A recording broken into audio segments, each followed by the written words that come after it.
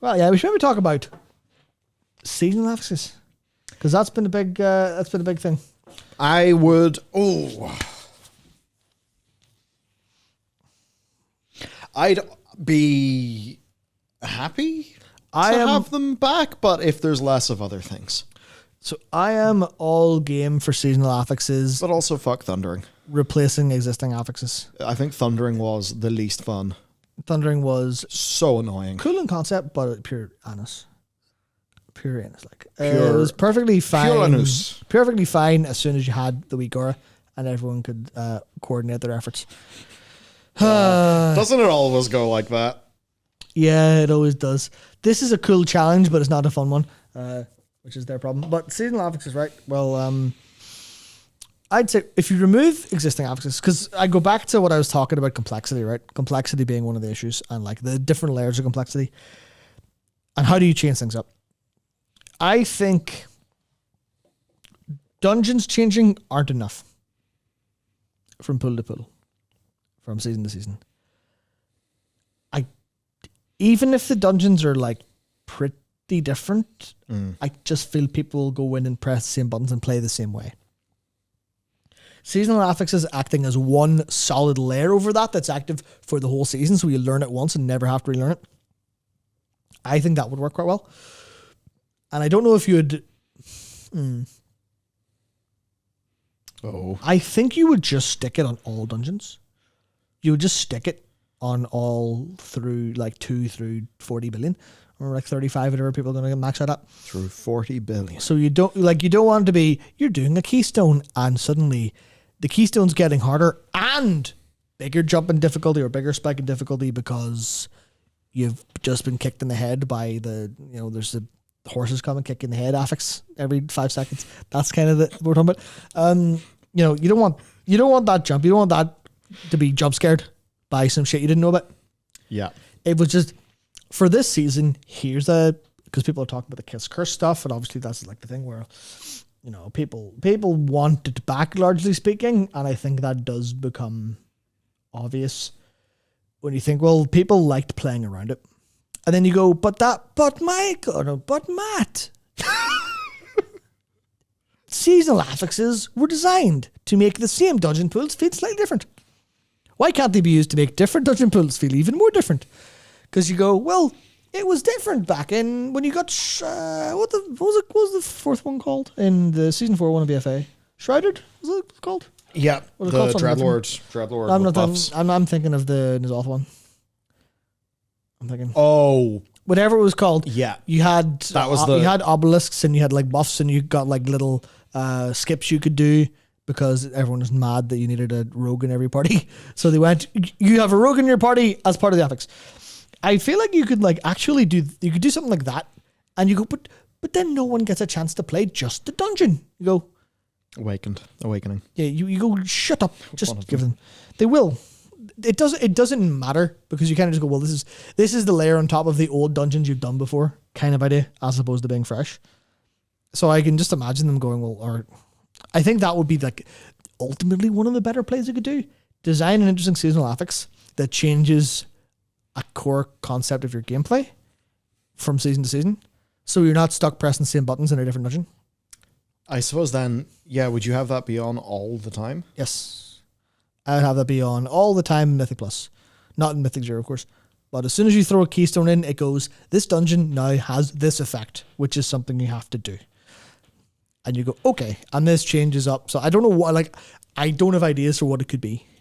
But Shrouded and Awakened were pretty much decent examples of it. Maybe a little bit overcooked in ways. Because the devs love to overcook, I think. But then here's the problem. Yes. And I mean, this is also what they'll be thinking too. Yeah. What if it's thundering and no one likes it? It's like, here's a new dungeon pool, players. On top of your new dungeon pool that I'm sure you're very excited to go and do, we've cooked up this affix that makes it worse. Enjoy. Yeah, I mean, you could really say that about any decision they make.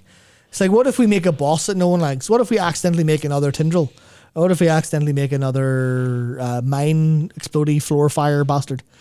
I can't mind his name anymore. I used to be really good with names. I'm terrible with them now. It's funny. But you could say about kind of anything. But I think that's kind of where sentiment seems to be leaning, is you want to remove some complexity, remove some layers, make it a little bit easier, but you also want something to change from season to season more than dungeon pulls. Because I feel like that is a little bit too like you're, to the raw metal of it. Yeah, I suppose it's like, the thing though is, every season is the same through the season. Seasonal affixes don't fix that, right? So yeah, that's what I'm suggesting is a good thing. Yeah, but because of the removal of. Would a lot of people? Why would you need to do that? People are going to a new dungeon pool, which, when scaled up to the tits, will still have lots of challenge in it. It will feel different to the last dungeon pool. Why do you need to do a seasonal affix on top of that? You probably don't need to do that. In which case Blizzard would say, well, what we're chasing for is weekly variation. That's why That's why Tyrannical and Fortified are there. Yeah. And here's my response. Oh. You don't need weekly variation, because why do people play the game? I think this is where I'd love to be able to sit with and be like, show me the numbers. Why are people playing your game? Why do you think people play your game? Because I don't think people play the game for the love of it. I don't think people are just like, man, I wake up and I dream, should I use that stun there in Mythic Plus? Rewards? Prestige? Numbers? Not me. I'm in it for the love of it. I don't think anyone, sans probably a couple hundred people, wake up like that. I think people play for... I would love to have that sense of purpose.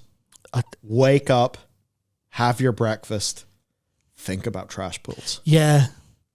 Yeah, it's good. It's good. That's why I've really loved today, because I have a new graphics card and I'm just like, computer performance is completely overtaking my brain and I feel great. Yeah. But anyway... You basically, Matt, have unlocked a new seasonal affix, and that you get to record your gameplay with AV1 now. Yeah, and that's entirely transformational. Yeah, except for the fact it's completely useless because we can't open it in Premiere because Premiere doesn't support AV1 and not even vocoder helps me do that. So it's just archival purposes, which is completely useless. But also AV1 NVENC is extremely good at very low bit rates. It's gorgeous. 4070 Ti Super is a great graphics card, and fuck World of Warcraft, that 2004 piece of shit. How do I get frames? It's not even using... My RAM is fast. My CPU is fine. It's not using anything, but it still gives me no frames. I don't understand. How does World of Warcraft work on a NVIDIA 4070 Titanium? It works really well, except for the fact that for some reason it doesn't go above about 90, 100 frames per second. Where? Ever. Anywhere in the Dragon Isles. Check utilization. Nothing is being taxed. What's the bottleneck? There must be a bottleneck. I can't find it. There's not anywhere that I can see. How threaded are we? I mean, it's like, that probably must be it. Where, because I have a Ryzen 7 3700X, it must just be chilling. Like, yeah, fuck you. Sorry, we can't use all 16 of your threads. Goodbye. It's not using 8 either. Oh, like, It's like, I'm setting at like average 30% utilization. And it's like, can I have more frames, please? Anyway, the engine is a bottleneck. Yeah, that's what I imagine. Or just some, like, maybe RAM speed at over 3K megahertz isn't enough or something. But Resolve does support AV1. That's, yeah, we don't use Resolve. Fine for me, but not for us all. Yes, so I was talking about why people play Mythic Plus before I got magically detoured by brainworms. Gear progression, I think, is one of the reasons, right? Obviously, because they put the crest and upgrade system in. Mm-hmm. They put a gear progression system in the game that is more, not deterministic, but more piecemeal, more like smaller progression steps, and with a lot more caveats to make it easier and cleaner. They did that. And number go very up. At least this season. And basically in Dragonflight in general. There's the other reason, which is people do it to push, right? People do it for their push week. They like their big number go up. They like their score. They like to max the score. They like to hit the leaderboard. Those people don't need weekly variation either. Because what they want is to progress. Yes. And there is an element of, oh, this next week is going to be easier coming up. Oh, good. But I think if people can just, because... What if every week was push week, Matt? Yeah. What if every week was push week? Paradise. Like, the world hunger ended in a second. There would be no more war. All wars would immediately end. It would just be the boys pushing. Right. The boys would just be pushing. That would be it. We wouldn't even need governments. Everyone would just be at home pushing. So Joe Biden just, calls up all the lads in the conflict zone, says, hey, it's push week. You can stop the invasion. It's time to go. Great. Exactly. So I suppose, if the idea, if people enjoy like the concept of push week because it's the week where they feel free to push, and like, well, why is that the week they feel free to push? It's because they're not being the weekly assaulted by game mechanics. Because the weekly variation is in their favor and not against their favor. So you remove that, and then I think you've got everybody pushing. So that's gear progression, right? That's gear progression. And that is, I don't give the slightest F's for my gear. I get it to progress in content. Gear's not interesting as a reward. Yes. Yeah. I largely agree. It's not about the gear. It's about the number of the gear unlocking the next thing for you to do or making it easier for you to do. Or in most cases, because for us as like, a guild raiders, it's this gear will make your number go up so the next boss is easier. But for like M+ for me, if I'm like pugging stuff, it is the number will go up and I'm more likely to be invited to stuff or accepted for things is one of the things. So it's like for a lot of people, it's also like the gear, meaning the access to the higher level content, the pushing. So it's like, it's either the gear or the number push, one of the two. I don't think anyone is playing it for fun because of weekly variation. I don't think weekly variation is necessary. I think weekly variation is a defense mechanism against, oh no, we don't trust our own gameplay or our own progression systems to be fun enough. And I think that's extremely outdated from an idea where they needed to push people in Legion. And it was a cute idea that I think if they've continued to iterate on everything and they've iterated the hell out of it. They've iterated so well that like the progression system in gear it's not perfect, but it's very good. There's clearly a compelling esportsy element to it based purely on the amount of people that are playing. It's like if you look at it and say, the whole thing, the purpose of a system is what it does. What do people think of? Then that's what it does. Of course, Matt, we can't be talking about Push Week without also mentioning the Great Push. Yeah. And the tournament stuff. Yeah, we can talk a little bit. So, actually have an element here. Okay, I have zero. I just don't watch the WoW esports. It's not a knock on it or anything. I don't know. If I'm watching esports, it's probably StarCraft. That's just the way my brain works. But fighting games for me, like. Yeah. What do those communities think about affixes? I mean, I'm assuming that all these people are the same. Like I'm assuming all of Fantastic. these Wowzeroth or Twitteroth, whatever the fuck you call them, are all. Oh no! Twitteroth is the e-girls who have drama at each other all the time. Oh, they're not like sharing a lot of the Venn diagram with all of the gamers. No, like I don't think your boy Automatic Jack is also involved in the Twitteroth drama. Like, no, but like if you a couple steps removed. Oh, I suppose yes. Like, would you put Porter Gage in Twitteroth? You probably would, wouldn't you? I don't know what I'd put in Twitteroth. I don't know what the fuck you're talking about. But anyway, I think what are we talking about? MDI. I think these people are all in support of the MDI and like the esports element because they're the esportsy people.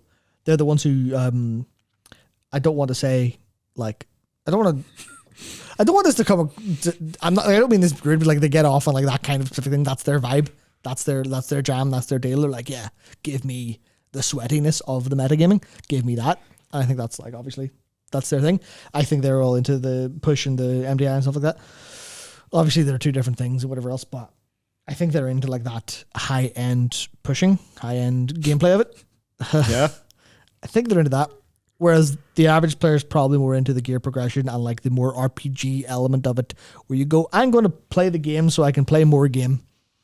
Not for the love of the content, but my ultimate point is I think the weekly variation requirement is cope and fear. I don't think it's necessary. Okay. I accept it. I think it's more of a buyer than anything else.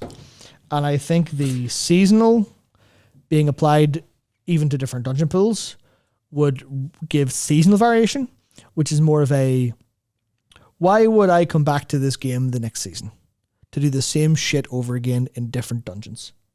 I think seasonal variation is more important than weekly variation. Fair. Yeah. In that context, because you don't play the game weekly. You play the game in a seasonal batch, right? I mean, you could even argue that the data has reinforced that. Yeah. Yeah. All right. I think the problem's solved.